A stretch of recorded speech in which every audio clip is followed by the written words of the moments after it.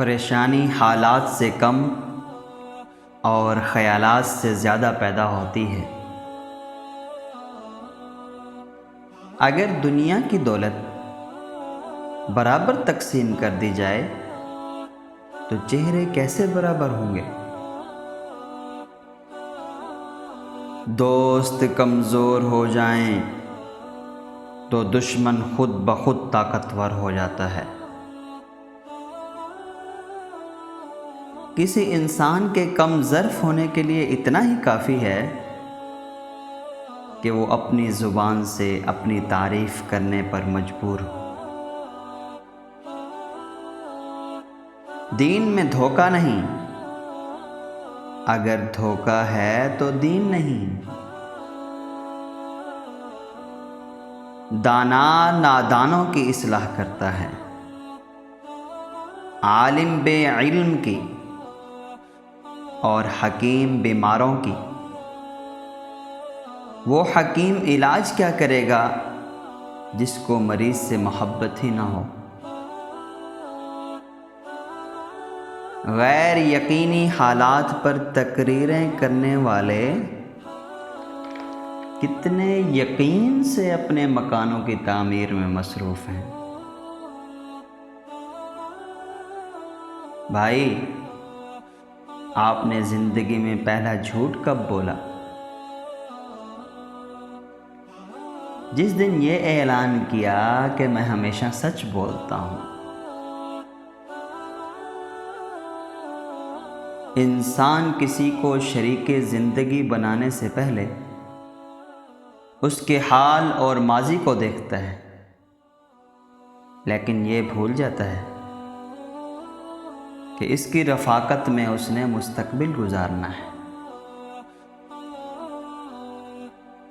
انسان اپنے آپ کو جتنا محفوظ کرتا ہے اتنا ہی غیر محفوظ ہوتا جا رہا ہے۔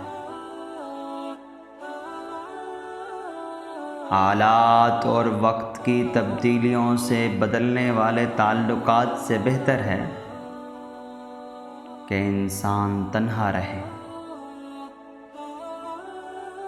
اصل ترقی یہ ہے کہ زندگی بھی آسان ہو اور موت بھی مشکل نہ رہے۔ جو انسان اپنی وفا کا ذکر کرتا ہے دراصل دوسرے کی بے وفائی کا ذکر کر رہا ہوتا ہے۔ سکون کے لیے ضروری ہے کہ یا تو خواہش کم کی جائے یا صلاحیت بڑھائی جائے۔ تسلیم کے بعد تحقیق گمراہ کر دیتی ہے۔ بدی کی تلاش ہو تو اپنے اندر جھانکو، نیکی کی تمنا ہو تو دوسروں میں ڈھونڈو۔ ہماری خوشیاں رخصت ہو کر ہمیں غم دے جاتی ہیں۔ جتنی بڑی خوشی اتنا بڑا غم۔ غم کیا ہے؟ غم خوشی کے چھن جانے کا نام ہے۔ کامیابی اور ناکامی اتنی اہم نہیں جتنا کہ انتخاب مقصد۔ جھوٹا آدمی کلام الہی بھی بیان کرے تو اثر نہ ہوگا۔